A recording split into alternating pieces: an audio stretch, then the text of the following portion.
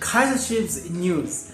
Mr. Stuart Baxter, the head coach of Kaizer Chiefs, has commented and gave reasons why Kaizer Chiefs did not sign any players during the transfer or window on the January 2022. He has this to say, and I'm gonna quote directly from the horse's mouth, lest you say I speculate or say things. No. These are the facts. So I'll give it as it is. So let us start. There is one club that holds all the drums, a drums card. So if we were interested in a player, they are interested in a player. Please note that, because when I was talking about the issue of Setebe, I also said that Mamelodi Sundowns has got the tendency of buying players just to kill the competition. So Mr. Stuart Baxter said that when we want a player, they also want a player. And the agent of Setebe and Mr. Setebe himself, they've confirmed that Mamelodi Sundowns wanted Setebe, and they definitely do not need Setebe, but they wanted him anyway. So it continues to say, if we want a player, they want a player, they're interested in a player. Pretty much the chances is going to he's going to go there. We have to be smart in our recruitment, and think we have tried to do that, said Stuart Baxter, sideline of the Nedbank Cup launch in Sentin Thursday. So I think it is easy to have this perception that Chiefs aren't ambitious enough after quite January transfer window, given what's gone on. So I can't say I don't understand what supporters are feeling, but I can assure them that there is a lot more going on in terms of targeting people, getting notes back, and realizing in the open market. I don't think the lack of ambition, but it is the reality hitting home. Guys, Mamelodi Sundowns are trying to play a smart game. What they're trying to do, they create a competition, they create a team, they bought good players in order for them to remain dominant in the PSL. What they then go on to do, they sign all the best players in the league, knowing exactly that they don't need them, but that strategy, just like I explained in the other video, that strategy, it is used by other businesses. Let me give you an example. Walmart, it consists of macro, a game, and other stores. So let's say there is a player or there's a company that wants to compete with Walmart, and they are doing well, they are winning the competition. What they will then do, they find investors that will invest in them for maybe a period of 5 years. They will be running sales and doing all those things, selling the same quality, the same item, same quality, but at a cheaper price. Obviously, every one of us wants to buy cheaper things, but best quality. So they will be doing that. They know that you can't cope.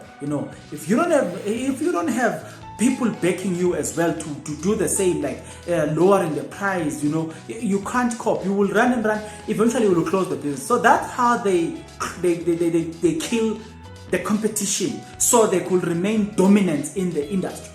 That is the same strategy that has been used in the corporate world. It is the same strategy that Mamelodi Sundowns deployed when they are deploying as they want to maintain their supremacy in the PSL. So in a way, now I'm beginning to understand that, okay, this is the strategy from Mamelodi Sundowns to destroy other teams.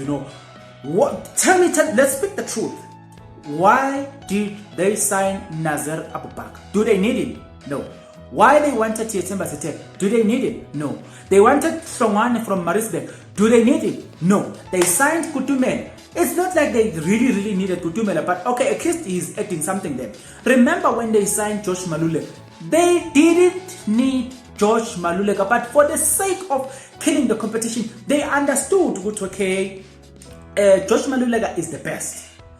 And if you were to buy Josh Malule from Kaizer Chiefs, there will be a problem in the midfield. They have started Kaizer Chiefs very well. So they came to Josh Maluleka and gave him an irresistible offer. He took the offer, but look at him today. He has the money, he's earning high, but he will no longer play for big teams because they will consider him old and so forth. He will now have to end his career in the lower teams. They knew what they were doing. They are willing to waste money, in order for them to remain dominant. But no matter how much hard they are trying to kill the competition, the funny part is they are not getting more supporters. You must look at states. No?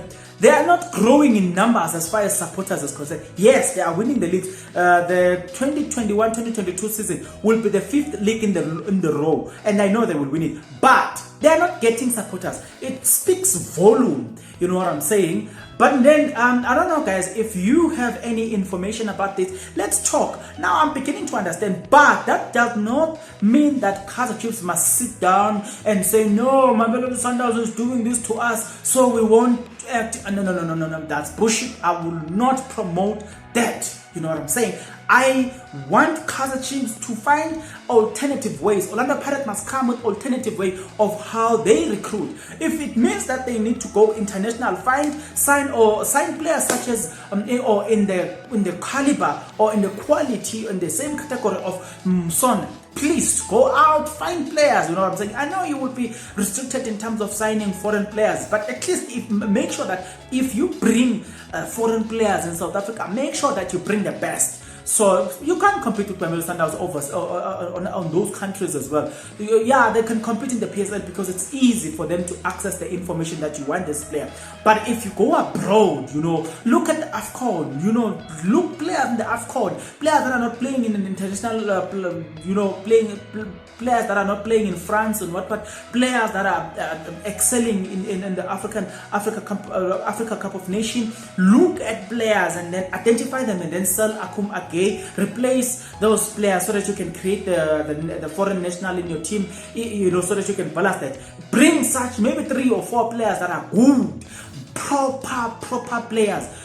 That's how you can reclaim the dominance. You understand? And again, whenever you sign, do not sign for the sake of signing, but sign because it is necessary to do so. And that's what I will say about Kaizer Chiefs. I don't think they are doing enough. Now they are busy playing this victim, and I told you guys that Mr. Bobby Mutawungu will be out there playing the victim game, and they've started right now. Before, I think I said this 1 week ago, and it's already started. So I am not excusing Kaizer Chiefs for not signing.